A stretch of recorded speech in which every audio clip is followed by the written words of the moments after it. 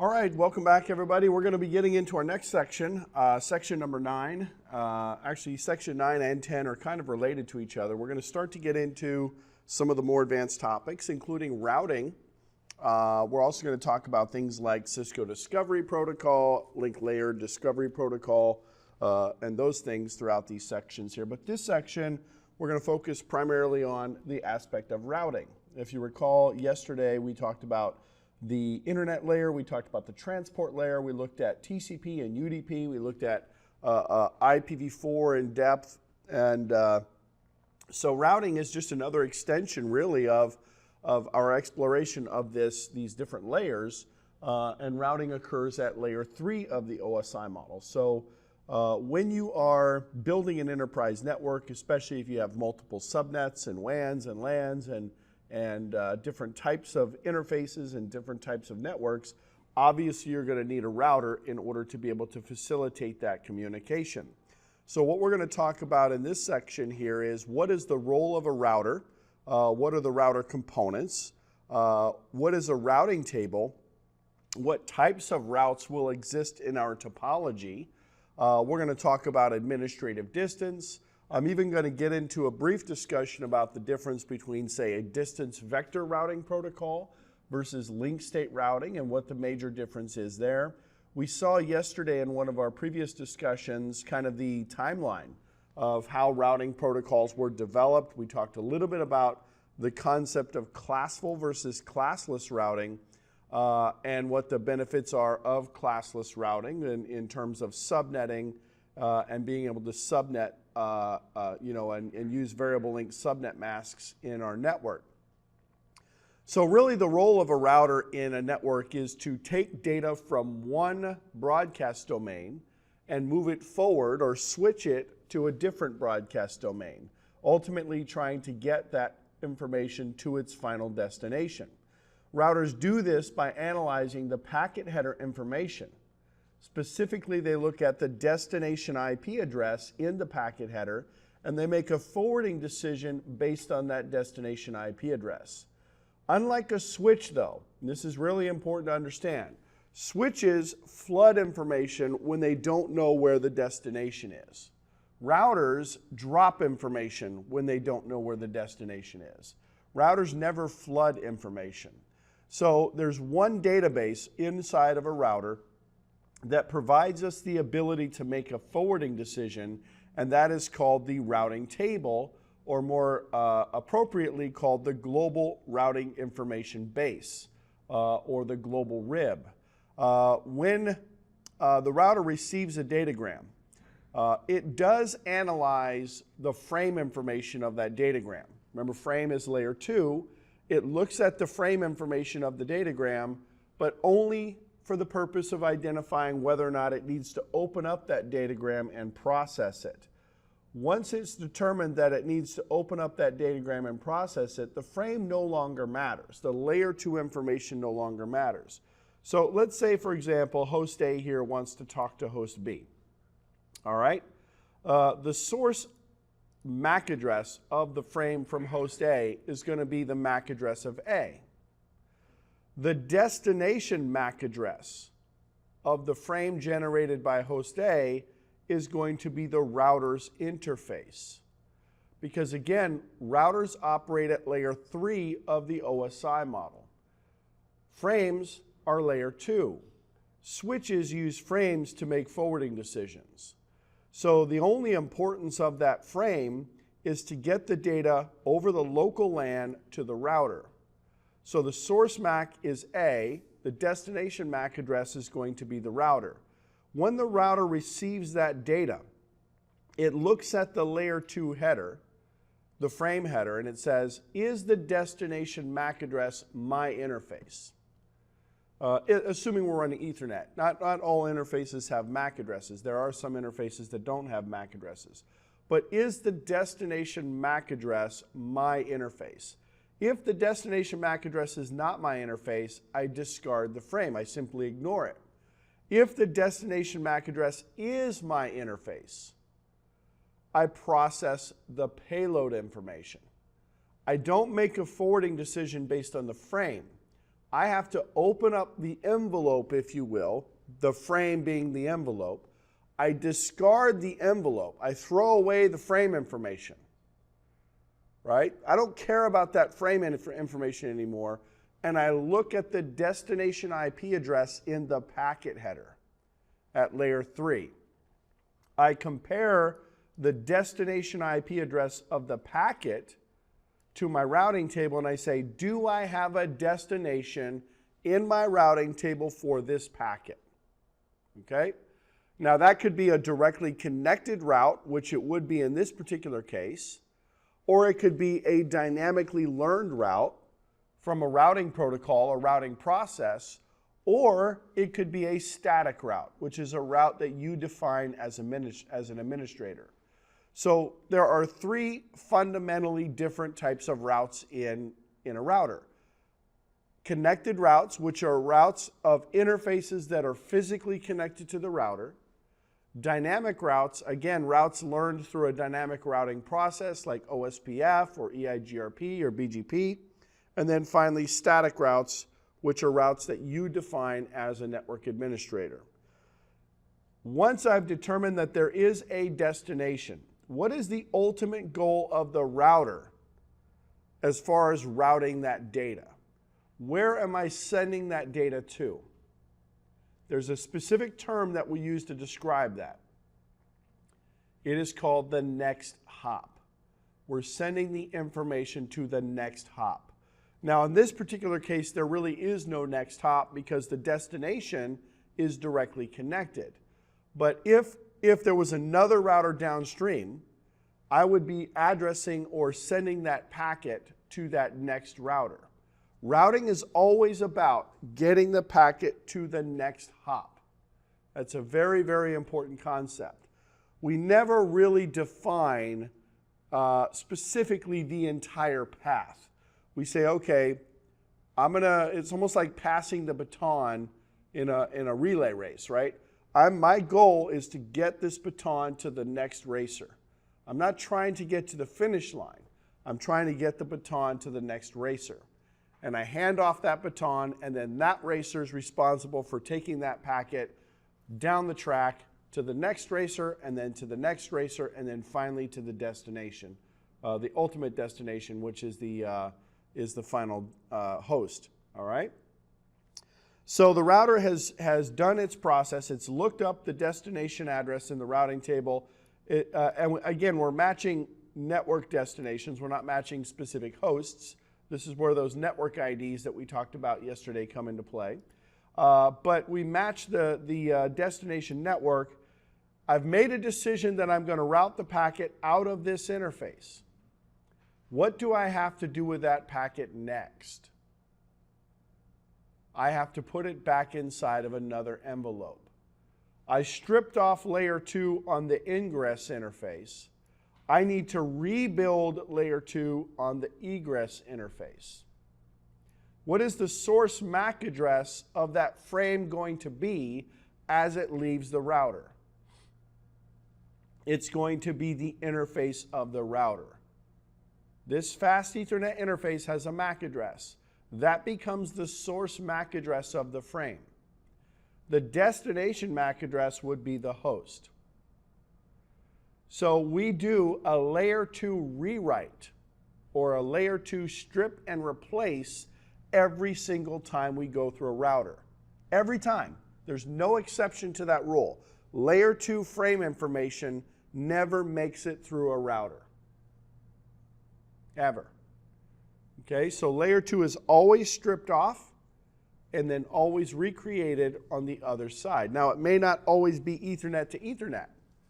It could be Ethernet to serial, right? So maybe this side is an Ethernet link, but this side is a serial link running frame relay.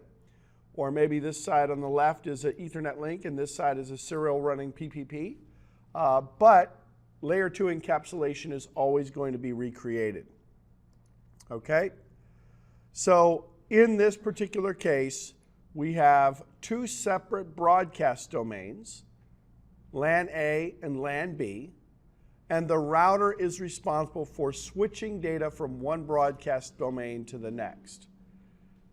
Now let's say, for example, on this router I'm running Ospf and I'm running Eigrp and I have some BGP running and I've got some static routes and I've got some connected routes. How many routing tables do I have? 1. Okay?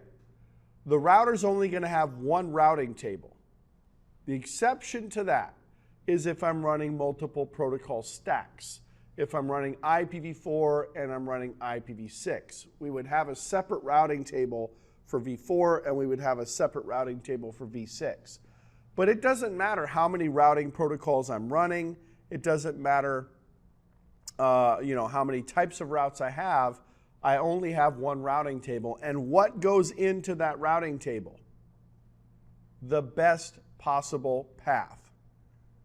All right, we'll get into this in more detail a little bit later on, but we determine the best path. It really depends on how the route is being learned, but we determine the best path by something called a metric.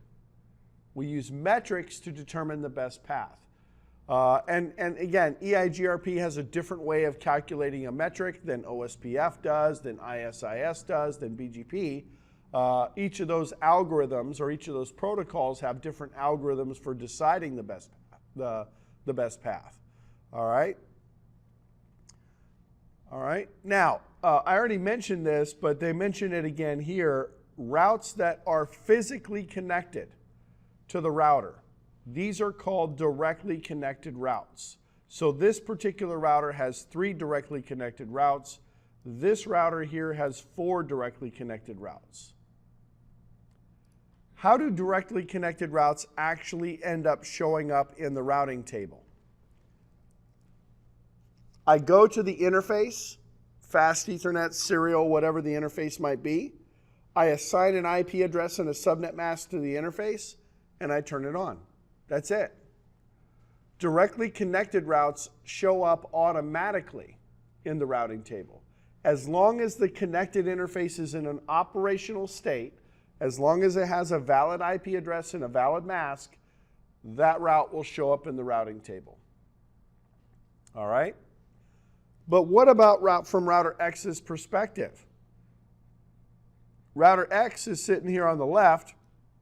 It's got 3 directly connected routes, but it doesn't have any routes here. These routes are not directly connected is what I mean to say. So how does router X know that the 10 and the 20 and the 30 subnet exist? How would router X know that the 10, the 20, and the 30 subnet exist? It would have to learn about those networks. All right? And again, there's only 2 ways to learn. Through a dynamic routing process, where you might be running, say, for example, Ospf on this router and Ospf on this router, and they're sharing information back and forth with each other, or through static routing.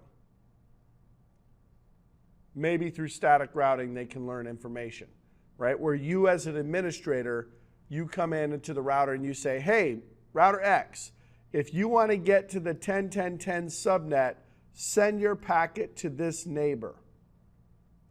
If you want to get to the 10.10.20 subnet, send your packet to this neighbor. See, a switch is a lot different, isn't it? Switches build their database based on information flowing through the switch. If I see MAC address X coming in on port 1, I map MAC address X to port 1. We just do that automatically. It just happens automatically. Routers don't do anything automatically.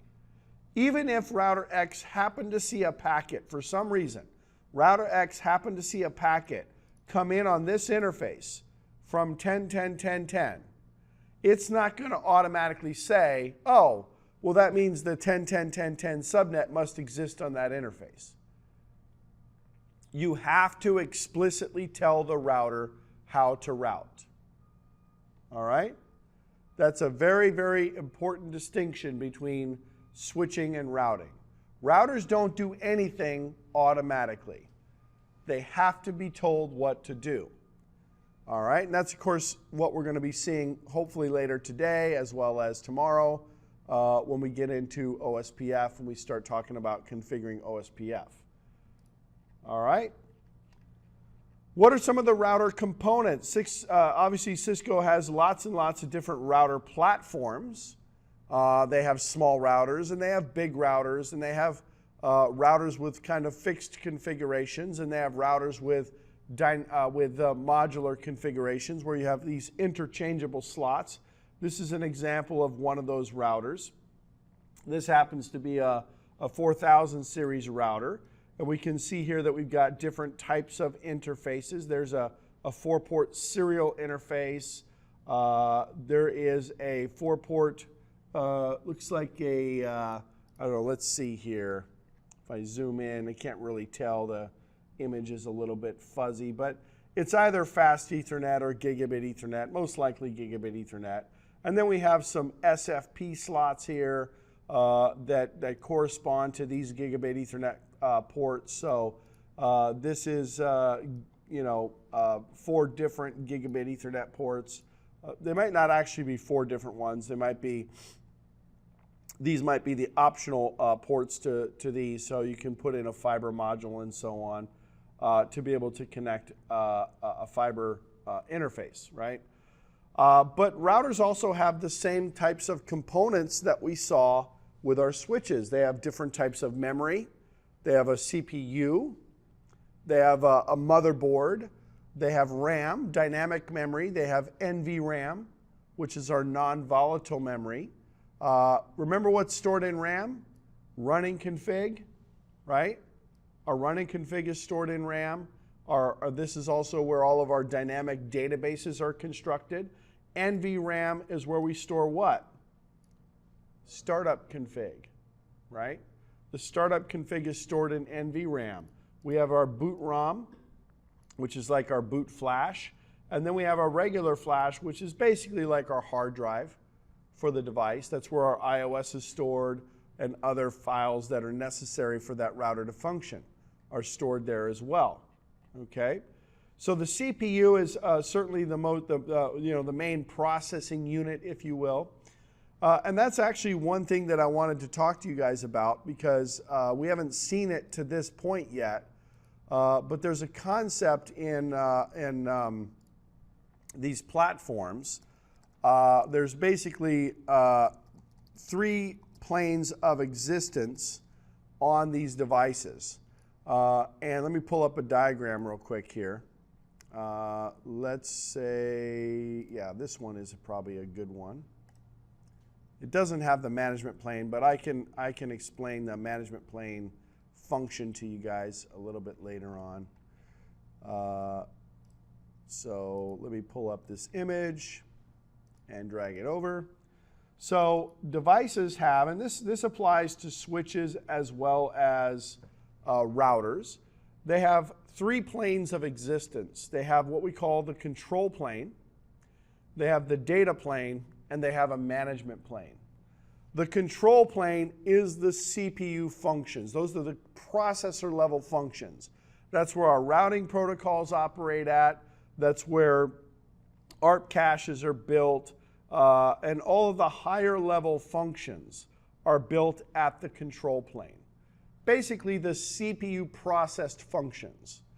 The data plane is the interface level, the hardware level, the ASICs, the forwarding data that we use at the ASICs. So we have a forwarding table at the data plane, which is built from something called Cisco Express Forwarding. We have our physical interfaces, we have our physical ASICs at the data plane. So if data arrives, say, for example, on Fast Ethernet 01, because of the caches that we have in the data plane, we might be able to switch that data directly across the data plane to another interface without having to send that data up to the control plane for processing. Ultimately, that's the goal, because that gets us close to wire speed function as opposed to control plane function or software function. But if I have OSPF packets that are being generated, like hello packets or database descriptor packets or link state advertisements or whatnot, those have to be processed at the control plane, the brains, if you will, of the device. The management plane, we don't see that listed here, but the management plane is really just the plane that we use to manage the device. So that would include things like SNMP, Telnet, SSH, the pieces of or the functionality that requires us or allows us to manage that particular device. We've talked about all these components before, right? The RAM is my working memory. It's volatile, so if I lose power, whatever's contained in the RAM goes away. NVRAM is where my startup config is stored. It's actually non-volatile. That's what the NV stands for. That stores my startup configuration. NVRAM is actually technically a partition of the flash memory. So if you were to physically remove the flash from the device, you would be removing your NVRAM. The ROM is my bootstrap code. It's used for the post, for the power on self-test, but it's also used to load the boot instructions, right? What type of iOS am I going to load? What is my configuration register for the device? Am I going to boot normally? Am I going to bypass the startup config? Am I going to bypass not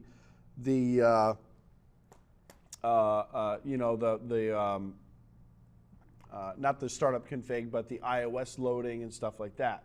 But it is the bootstrap, the bootloader, if you will. And then flash is my hard drive. That's also non-volatile. It's a static or solid state storage device. It could either be a DIMM that's inside on the motherboard, or it could be a compact flash card that's external to the device. But it stores our boot images, it stores other files, and so on. And then, of course, we have all of our interfaces and our ports, right? On our devices, we have physical interfaces, and those will vary depending on the type of router we have. We also have maybe some management ports. So we've got out-of-band management ports like a console port or an auxiliary port. We've got maybe an out-of-band TCP/IP management port. So for example, when you see like a service port like this or an Ethernet port that's separate from really the functional ports on the back, this is used for out-of-band management over TCP/IP. And a lot of the newer devices incorporate these types of management ports because we don't want to necessarily manage our device over the same network that our data is flowing over. For security reasons, for basic management reasons, we want to keep that separate. All right, so a router itself, what are the primary functions of the router? Well, path determination is one of those primary functions, right? We can't just arbitrarily build our routing table. We have to build our routing table in a logical way. We have to be able to identify how the routing table is going to be built, and that is done based on the type of protocol that we're running, right? Maybe we're running Ospf. Ospf has a different way of interpreting paths. It has a different way of identifying the best path, and so what will happen is it will run its algorithm, which happens to be the Dijkstra's algorithm or shortest path first algorithm, and then based on that information, it will build the routing table, okay? Path determination is done, especially if we're doing like non-directly connected paths, is done based on how the path is learned, all right? And that's one of the things that we learn as we go through and talk about each of these protocols is how is the path determined based on the type of protocol that you're running, okay? And in our case, that would mean the algorithm that we're running.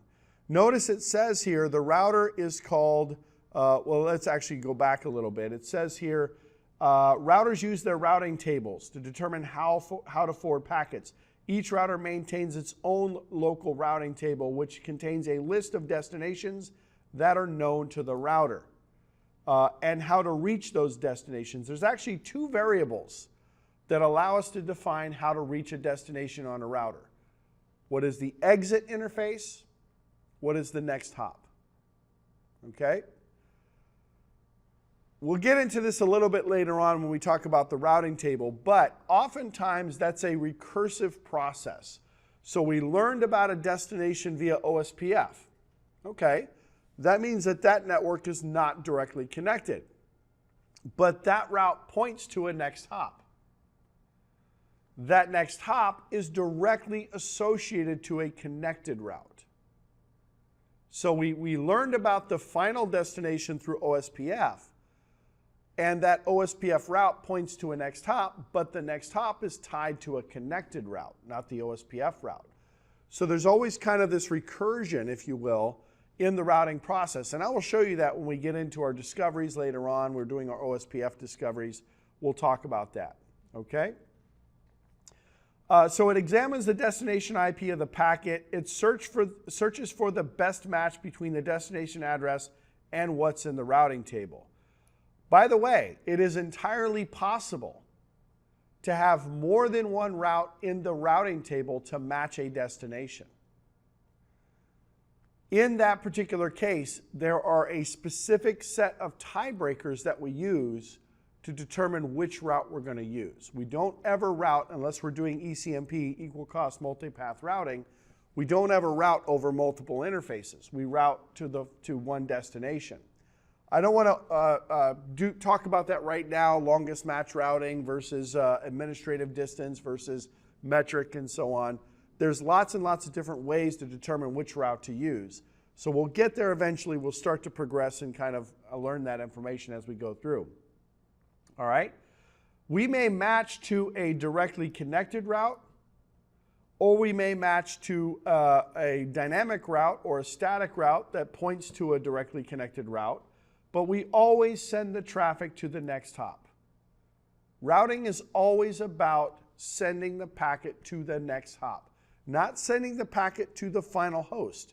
Certainly we identify the path based on the final destination prefix, but it's our job is to get that packet to the next router. That's what our job is.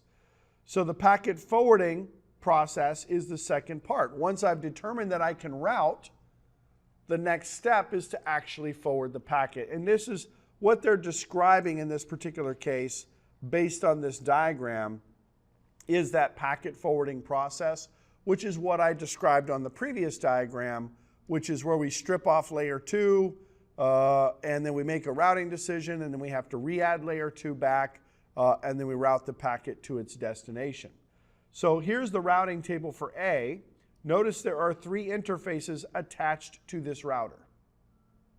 There are 3 interfaces attached to this router, so you would expect to see 3 directly connected routes. Make sense? We have 3 directly connected routes. Again, for those directly connected routes to actually show up, it's really simple. Configure the interface with an IP address and a mask, turn the interface on, make sure it's functional, the directly connected routes show up. That's it. But we also have this destination network here, 10.1.3.0, that is not directly connected. So that has to be learned somehow. Again, router B might be talking Ospf with router A or Eigrp, and they're exchanging that information with a dynamic protocol. Or router B or router A might have a static route that points to router B, and so on. Let me talk to you guys real quickly about this idea of route recursion. Let's say that this PC over here, this PC right here, wants to route to this PC over here. So 10.1.1.5 wants to route to 10.1.3.5. Okay? What does this computer have configured on it that allows it to even attempt to send a packet to 10.1.3.5? It has a default gateway. Default gateways allow hosts or clients or devices to send packets to their router when the destination is not in the same subnet. So this PC over here says, oh, I have a default gateway, my default gateway is 10.1.1.1. So I'm going to address my frame to 10.1.1.1, the MAC address of this router, and I'm going to send my packet to the router. The router is going to say, oh, you're trying to talk to 10.1.3.5. Do I have a route in the routing table for 10.1.3? Yes, I do. We don't know how this route was learned. Let's just assume it was Ospf.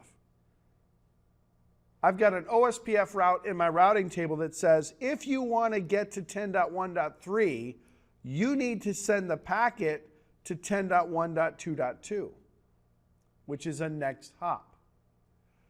Guess what type of route 10.1.2.2 is always going to be associated with? A connected route. The 10.1.2.0 subnet is connected. This is the recursion that I was talking about. I use the dynamic route to identify the final destination, and then I use the connected route to identify how to get to the next hop. So this would be my exit interface. This is the next hop.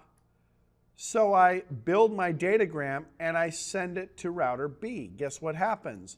The source MAC address of the frame is router A. The destination MAC of the frame is router B. Because layer 2 only matters in the subnet. Layer 2 only matters in the broadcast domain. The source IP address of the packet is host A, the original source.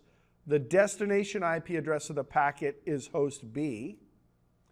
So when this router receives the packet, it does exactly the same thing. It says, oh, well, first it says, is it for me? Because it looks at the frame. But when it makes its routing decision, it says, do I have a route to the 10.1.3 network? In the case of router B, that is a connected route. See what I'm saying? You were asking about this yesterday. You're saying, I can't reach the my IP helper's not working. This is how you have to analyze routing. You have to analyze routing hop by hop by hop. Does this router know how to reach the next hop? Does this router know how to reach the next hop? Does this router know how to reach the remote destination? But not only do you have to do it in one direction, you have to do it in the other direction as well. Just because router A has a route to the 3 subnet does not mean router B automatically has a route to the 1 subnet. See what I'm saying? If I put a static route in router A that says to get to the 3 subnet, send it to B. Great. But what if I don't put a static route in router B that says to get to the 1 subnet, send it to A? Then I can route to the destination, but I can't route back. You see what I'm saying? Now, when you're running dynamic routing protocols like Eigrp and Ospf, usually the exchange of information is in both directions. But it does depend on a couple of different things. Maybe I didn't put a network statement for this network or something like that. We'll get into that when we get into the routing protocols a little bit later on. So a routing table is basically everything that I know. And like I said, there's 3 things that you can basically know. You can know what your directly connected routes are, which are the ones that are physically connected to the router. You can know what you learn from other routers through a dynamic routing process, or you can learn via static routes. Now it says static and default. We'll talk about the difference between static and default later on. But a default route is technically a static route. It's just a different type of static route. So these are really kind of the same. The default and static, they're kind of the same. But these are routes that you define as an administrator. So like I said, a directly connected route are the routes that are physically attached to the router. So you go into the router, you configure an IP address, you put a valid IP address on the interface, you make sure that the interface is turned on. The interface still has to be active, right? You still have to have a cable plugged into it. Basically what I say is the interface has to be up. Remember we talked about that? Up, physical layer, up, data link layer. Show IP interface brief shows us that. Or show interface shows us that. The interface has to be up, up. All right? If the interface is up, up, and it has a valid IP, it will go into the routing table as a connected route. And that's what we see here in the routing table. Now, connected routes are kind of interesting. This wasn't the way it used to always be, but in the newer versions of code, Cisco does this now. Traditionally, the only route that you would see in a connected scenario would be the route with a C next to it, right? This is what we refer to as the connected route, a route with a C next to it. The C is the code. That indicates how the route was learned. All right? Notice that it identifies the destination network, not the destination host, but the destination network. This is what we talked about yesterday. We were talking about subnetting. We talked about the network ID. This is literally the network ID.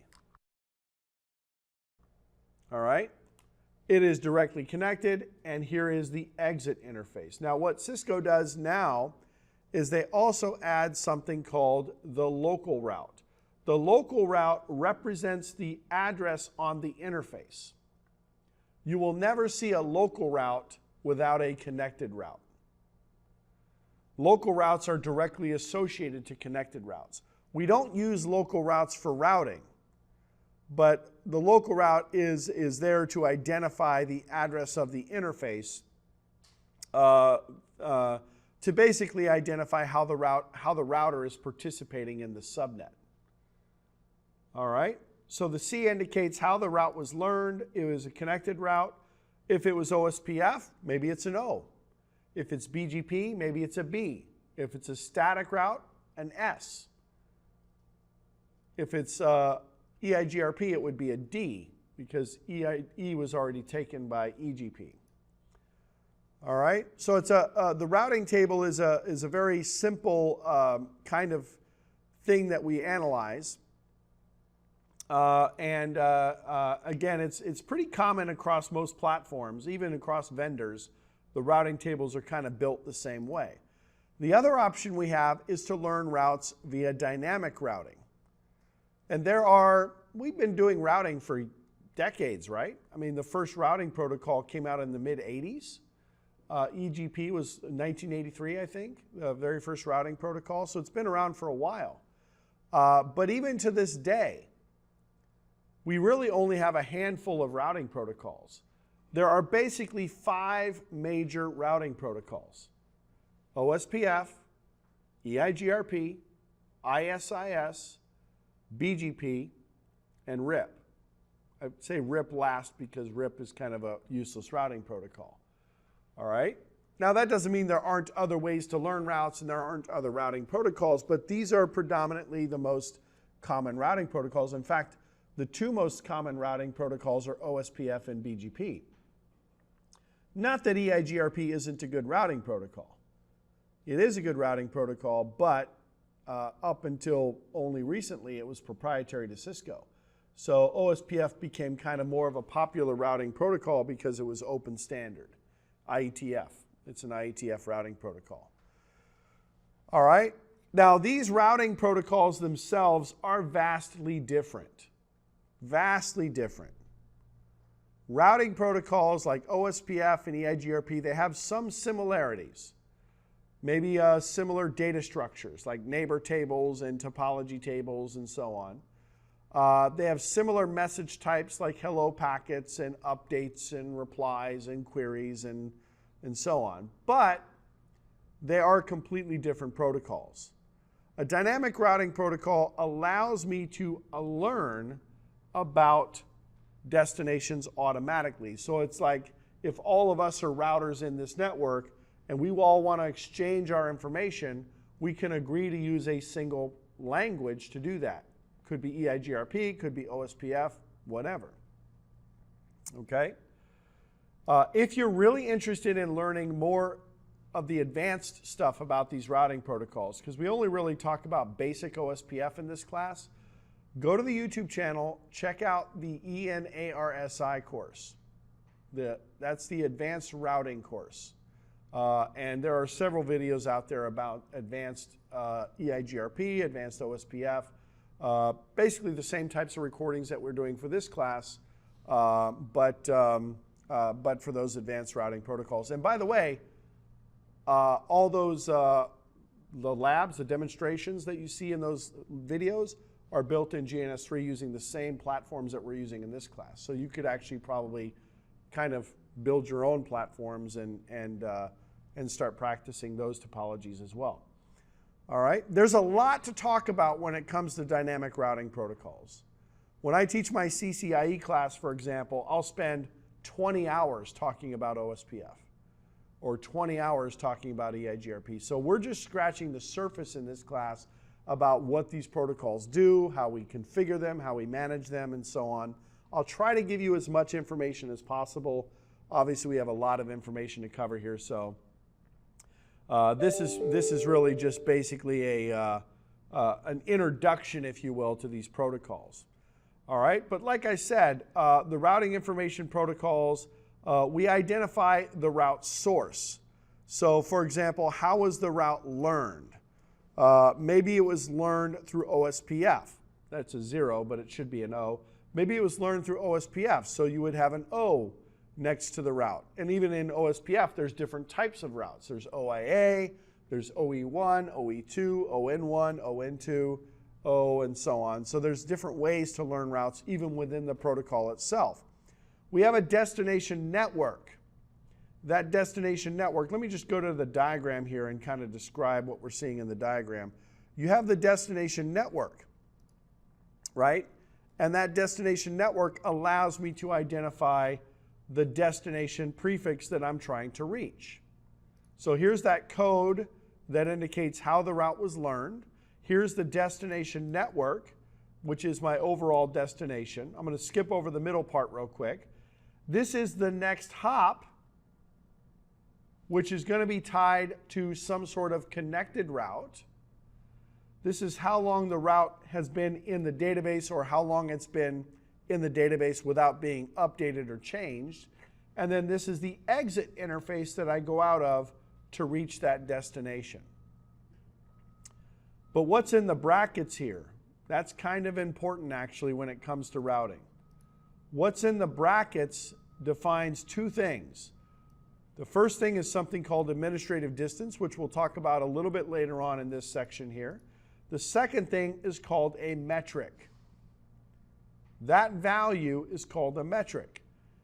Every routing protocol has a different way of defining metrics. Metrics are the way that we define how a route is actually measured as far as efficiency, as far as reaching that destination.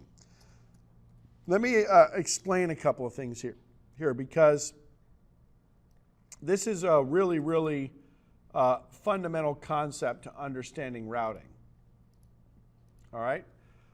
Let's say that I have a router here, all right, and I am trying to reach a destination. And that destination is 3 hops away. Here's router 1. And I'm running Ospf, and all 3 of these routers are running Ospf. So this router is advertising network X to its peer. That router is then advertising network X to its peer. And this router decides to get to network X, send the packet there. This router says to get to network X, send the packet there. To get to network X, use my connected route. So far, so good?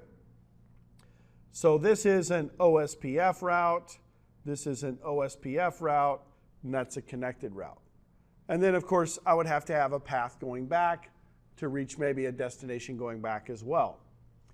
We measure the efficiency of reaching that destination based on a metric.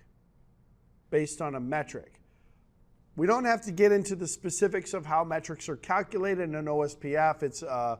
It's an inverse proportion of the bandwidth, 10 to the power of 8 divided by the link bandwidth in bits per second. In Eigrp, we use a composite metric that has 5 K values, bandwidth, delay, reliability, and load. And then we put it into a formula. But every routing protocol has a way of evaluating paths to determine the best path. So let's say in this particular case, I added another path to this destination. So we have another router here, and maybe we have alternate path to reach that destination. So now this router here is not only advertising X down this way, but it's advertising X that way. And this router now needs to make a decision. Do I use the top path or do I use the bottom path? Now keep in mind, we're learning about this route through the same routing process, the same routing protocol. So the tiebreaker, the decision that we use to choose the top path or the bottom path is the metric. And the path with the lowest metric is the path that goes into the routing table. If this path costs less than this path, then we use this as our path, and that goes into the routing table. All right? I'm going to leave this diagram because there's actually some other deciding factors if there's more than one way to learn about a route. What if those paths happen to be equal? What if they had the same metric? If they had the same metric, we would do something called Ecmp, equal cost multipath routing. I would basically route over both paths if they have the exact same metric. So that value that you see in the database, this value here was the value used to determine the efficiency of this path. That is the metric. And most likely, it's the lowest value of all the possible paths that I have. Administrative distance only comes into play. Now, I don't know that I want to, we are going to see administrative distance in this section here, but if I'm only running a single routing protocol, that number is never used to determine which path. Never. All right? So we've talked about one of the tiebreakers. One of the tiebreakers, or one of the deciding factors in routing, is what is the best path based on metric. All right? A static route is where you basically go in and you define the route manually. You say, okay, to get to this destination, to get to the 30 subnet, you need to send your packet to this address. Notice there is no metric for a static route because I'm not evaluating a path. I'm literally telling you manually what path you should choose. I'm not evaluating a path. Okay? I'm not evaluating a path based on dynamic variables, right, like a metric. The problem with static routes is that they don't change. Right? If you define a route and you say go to this destination, then the router is going to always go to that destination. There's only two reasons why a static route would not show up in the routing table. If the connected network that's tied to this next hop goes down, then the static route goes away. If the interface, right? There's an interface tied to that 10 subnet. If that interface goes down, the router's smart enough to say, well, the interface is not there. So I'm obviously not going to be able to route to that destination. So we take the static route out. All right? So a static route allows you the ability to define a route, and there are instances where static routes are better. In this particular topology, static routes would not be good, right? Because if I have a static route pointing to this interface, and that link goes down, then my routing stops working. Now I could do floating static routes and use this as an alternate, but again, if I define a static route here, then I have to define a static route here, I have to define a static route here, and then I have to do static route here, static route here, static route here, static route here. So it's not very scalable, right? Defining static routes are not very scalable. That's why we like to use dynamic routing protocols. But if we have a stub network, static routes work very well. A stub network is basically a network where you only have one way in and one way out. Right? And in that case, static routes work very well because there's only one way to go. right? It could be maybe a default static route, or it could be a qualified static route, you know, that includes next hop and exit interface and all that. All right? So administrative distance is something that we haven't talked about yet, and we haven't talked, we will, I promise. It's in this section here. But so far it hasn't come into play because we don't have multiple information sources. But certainly we know when we're looking at the static route, we're talking about next hop, we're talking about the destination prefix.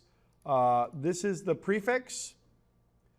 This is the prefix length. Subnet mask. Okay? So this is a 24-bit mask, which means the network ID is 192.168.30. Okay? We'll again talk about some of the tiebreakers. A default route is the only time that a router will never drop a packet. Because default routes, we call these the gateway of last resort, because a default route is kind of like, okay, if I don't have any other way to route, I'm going to go ahead and use the default route. Typically, default routes point towards the internet, right? Because we have potentially hundreds of thousands or even millions of destinations on the internet, and I don't want to have a route for each one, so I use a default route to be able to route to the internet. The default route has a very specific format. Any network, any mask. This is the least specific route that you can have in your routing table, because the prefix length is 0 bits, which means we're not really technically matching on any bits, which means anything matches. All right? Default routes can be programmed, but usually it's called the gateway of last resort because if I'm matching a packet against my routing table, and for some reason that packet doesn't match any of the other routes in the routing table, but I have a default route configured, then the packet will use that default route. All right? This is a route that you have to specify as an administrator. It is a static route. It is a static route, so it looks just like a static route. It has an administrative distance of 1, and it doesn't have a metric because we're not actually learning about a path dynamically. But it is the gateway of last resort. So take a look at this routing table here, and let's kind of zoom in a little bit to make it a little bit easier to see.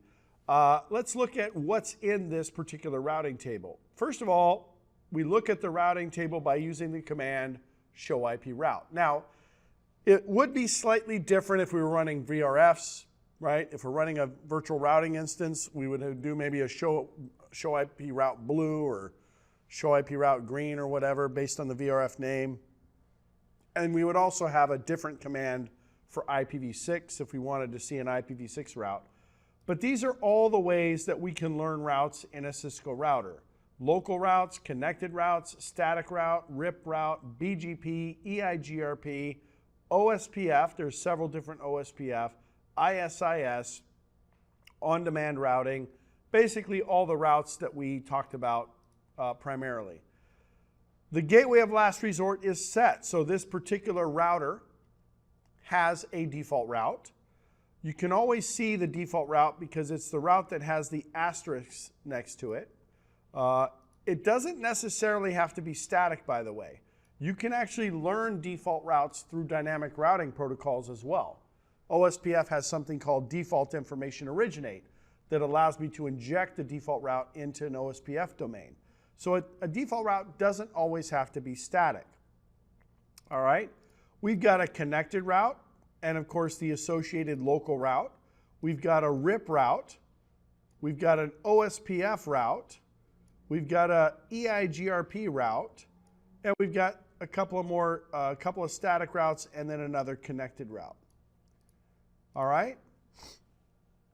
Each of these destination prefixes are unique.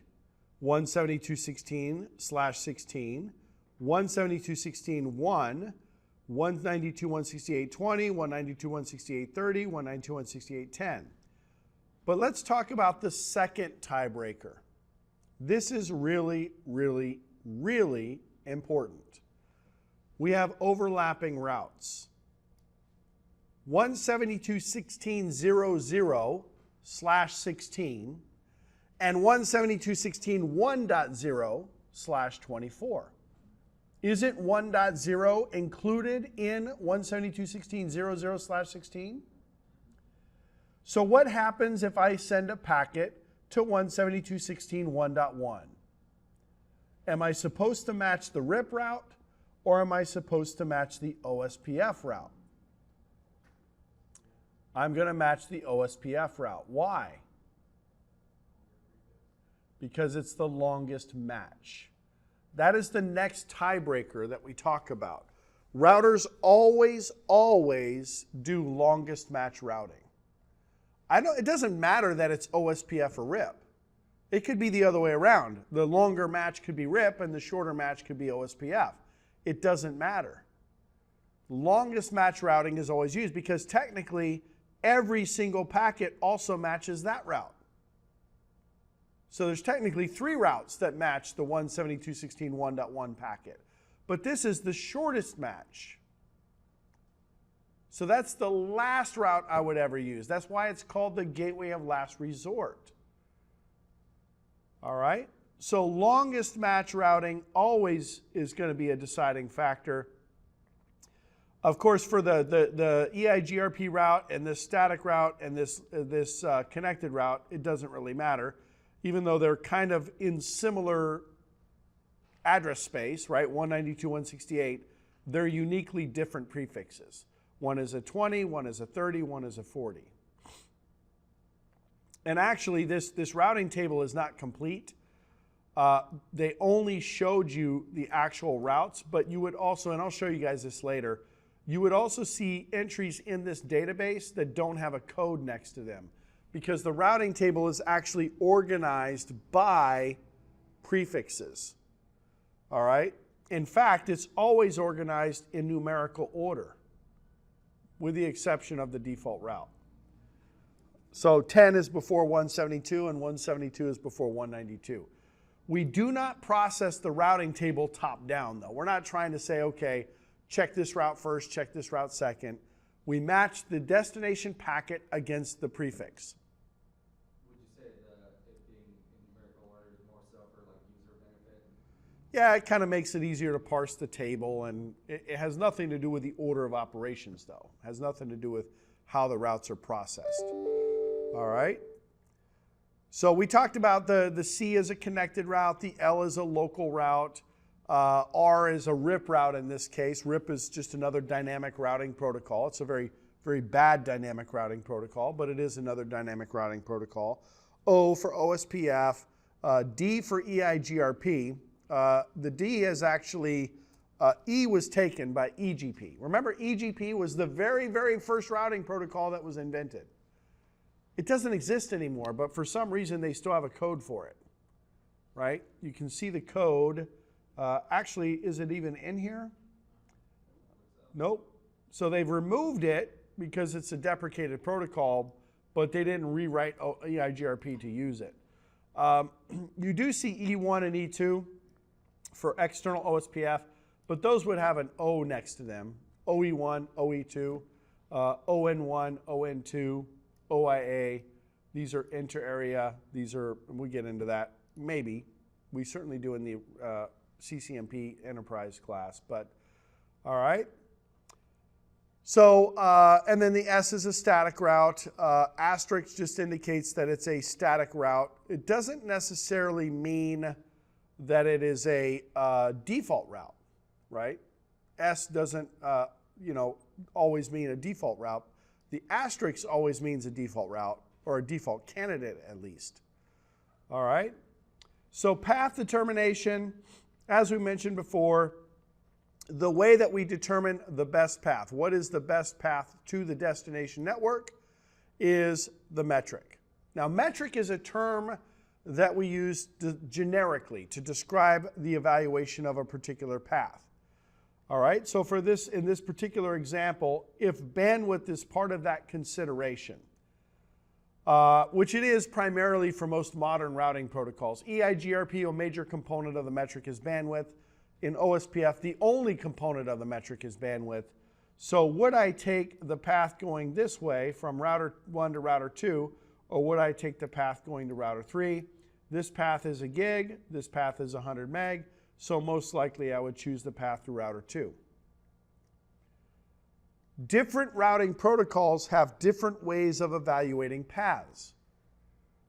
RIP uses hop count. So actually, from RIP's perspective, RIP would use this path because it is 1 hop, 2 hops to go that way. It's 1 hop, 2 hops, 3 hops to go that way.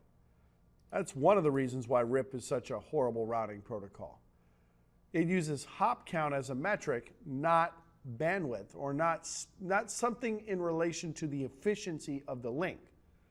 It doesn't care what the link is. This could be a 1 kilobit link, and this could be a 10 terabit link, and RIP would still choose the 1 kilobit link because it's a fewer hops. Yes, sir? You mentioned earlier, a few days ago, that you can change the bandwidth on an interface. Yes. Ospf and the Eigrp use that advertised bandwidth or the actual bandwidth of like Configured bandwidth. So yes, you can change the bandwidth of an interface. It doesn't actually change the bandwidth.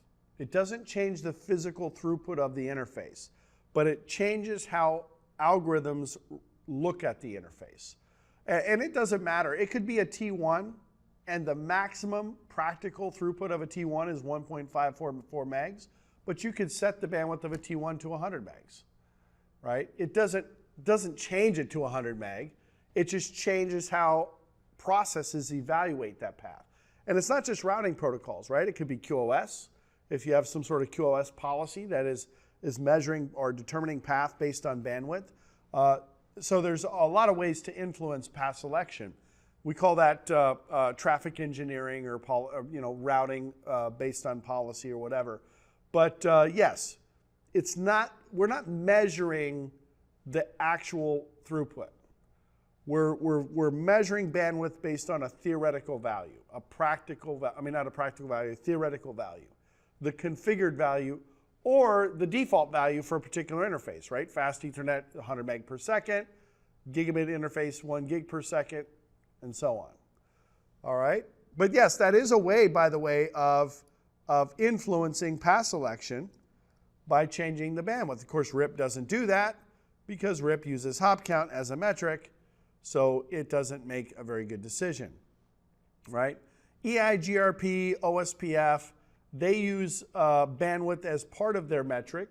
Eigrp also uses delay by default, which is another fixed value based on the interface type that you can modify. BGP is an interesting protocol because BGP doesn't use metrics. BGP uses something called path attributes. But BGP is not a protocol that you run inside your network. It's not an interior routing protocol. It's an exterior routing protocol. It's what we use to route across the internet. So it is a completely different monster, if you will. It doesn't operate like your traditional routing protocols. All right? So let's talk about the third tiebreaker. The third tiebreaker is something called administrative distance. Let's go back to our diagram here, and let's say in this particular topology, let me clean this up a little bit. Let's say in this particular topology, I have multiple paths, but I'm also learning about routes through different routing protocols. All right, so trying to clean this up. Do this one here. All right. So let's say in this particular topology, I'm running both OSPF and OSPF and RIP. Okay, that's a good ones to look at. So OSPF is my red protocol, OSPF, and I'm running RIP. And there are some instances where you might do this if you're migrating from one routing protocol to the next, or if you've merged your organization with another organization and you're in the process of kind of migrating or whatever.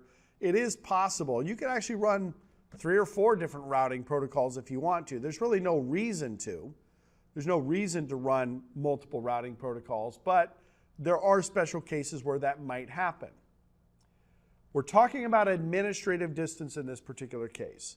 RIP, let's say that this link is 100 meg, this link is 100 meg, this link is a gig, this link is a gig, and this link is a gig.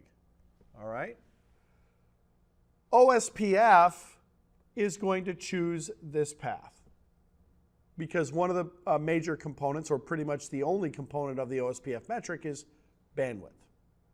Right? So the faster the link, the lower the cost.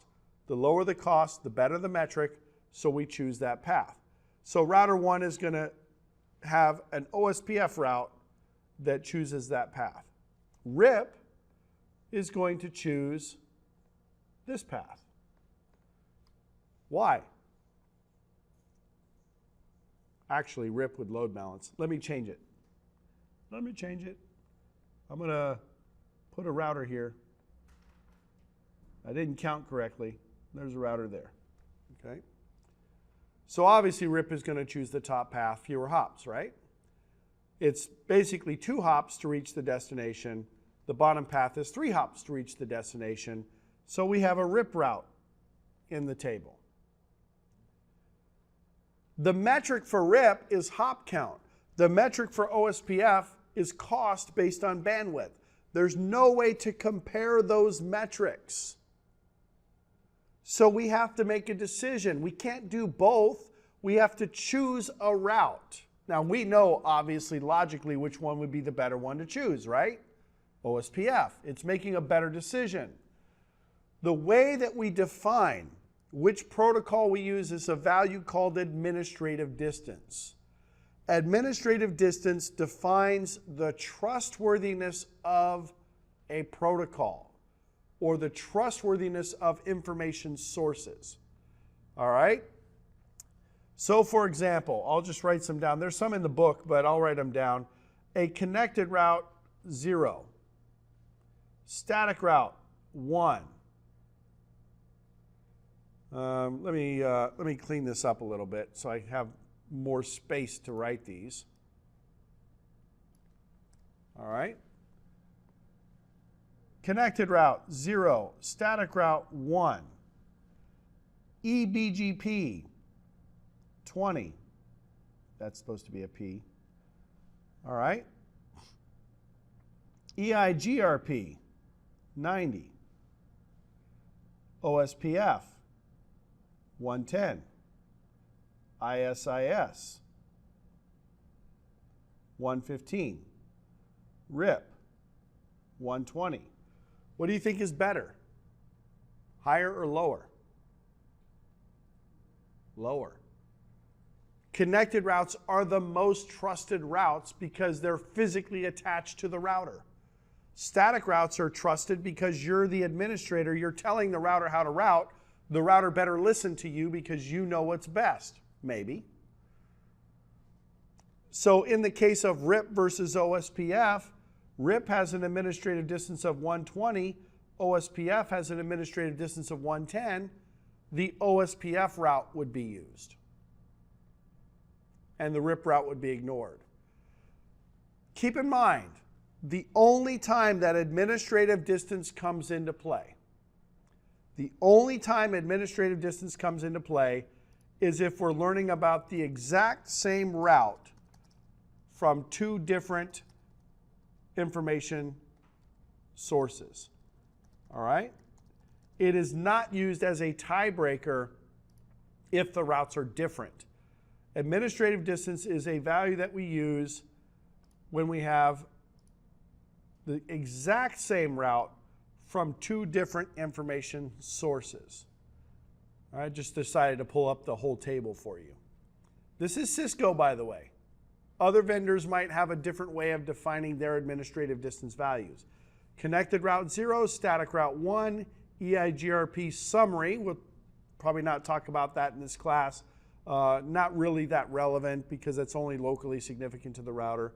External BGP 20, internal Eigrp 90, Eigrp, which doesn't exist anymore, that's why I didn't write it down, 100, Ospf 110, ISIS 115, RIP 120, external EIGRP, which are redistributed routes into EIGRP, that's 170. Internal BGP 200, unknown 255. And there's a couple more actually.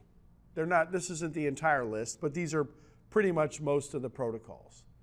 It makes sense that I'm going to trust connected routes over anything else. It certainly makes sense that I'm going to trust OSPF and EIGRP over RIP. There's kind of an argument of whether or not you should trust EIGRP over OSPF, but these are Cisco's values, so of course they're going to trust EIGRP over OSPF because they wrote EIGRP. And EIGRP is not a bad routing protocol. It's distance vector, we'll talk about that, but it's not a bad routing protocol. All right, ISIS, intermediate system to intermediate system, is a routing protocol that's still used today. It's a very old routing protocol. It's actually a layer 2 protocol, believe it or not. That's another interesting thing about these protocols. EIGRP and OSPF, we talk about routing. Routing is layer 3. EIGRP and OSPF are layer 3 protocols. They run directly on top of IP, protocol 88 and protocol 89. ISIS is actually layer 2. It exchanges routing information, but it does it at layer 2. RIP and BGP are applications. They're not even really technically routing protocols. They run at the application layer. RIP runs over UDP and BGP runs over TCP. So they're actually technically layer 7 protocols, but they do allow us to exchange what we call network layer reachability information. Okay? We'll get into some of this in more detail a little bit later on. They kind of give you just some of the AD values. In this class, this is pretty much what you deal with. We don't do EIGRP anymore in CCNA, which is a bit of a shock, honestly, but we do some OSPF and so on. All right? So we've talked about 3 different tiebreakers, haven't we? Let me pull up a notepad here and talk about these tiebreakers. If my routing table looks like this, 10.10.0.0/16 and 10.10.1.0/24 and 0.0.0.0/0, we know what the tiebreaker is here. Longest match, right? If I had 10.10.1.0/24 and I had 10.10.1.0/25, what's the tiebreaker here? Longest match. My point is that administrative distance does not come into play here. The only time administrative distance comes into play is if the routes are identical. They would have to be exactly the same. And in this case, the OSPF route would be chosen. The RIP route would actually not even go in the routing table, because we only put in the routing table the routes that we're actually using. There are other databases that are built to house routing information for routes that we're not using. They're called topology databases, or in the case of OSPF, a link state database. All right? All right. So the routing table always points to the next hop. In this particular case, we're saying, okay, we're learning about the 8.0 network from EIGRP. We're learning about the 8.0 network from OSPF. Those are going to go into the routing information basis for those respective protocols, what we call the topology table. But the route that ends up going into the routing table is the EIGRP route, because it has a lower administrative distance. You can actually modify that, by the way. You can modify the administrative distance of routes individually, or you can modify the administrative distance of a protocol. Again, it's more of a concept where you're trying to do some sort of like traffic engineering, or you're trying to kind of override how the router normally routes. In our advanced routing class, we talk about policy-based routing as well. And policy-based routing provides me the ability to override just how the router routes altogether by creating some sort of route map and defining how the router is supposed to route. All right, so this whole discussion right here is all about those tiebreakers that we've talked about. The decision the decision tree that we make, packet flow. All right, the best route from the routing process. We install the route, and if we're learning about two different routes from different routing processes, the winner is going to be based on administrative distance. Again, administrative distance never comes into play if there's not a tie, if there's not two exact routes that are the same. So it's not considered a metric. It's not really considered a way of determining the best path. It's really determining the trustworthiness of the routing protocol. And then we route based on longest match. What if it's the same destination, same prefix length within the same routing protocol? What's the determining factor there? We've already talked about it, but same destination, same routing protocol, same prefix length. Metric, right. All right, then we forward the packet. Okay? And again, various routing processes have different ways of determining the best route. The routing table itself accepts information from the routing processes and replies to requests for information from the forwarding process, meaning the routing table is what we analyze to be able to identify how we're going to reach a particular destination. All right? So that is it for kind of our introduction to routing. In our next section, we're going to get into configuring a router. We actually have a couple of discoveries that we're going to do as well. So we'll see you guys there.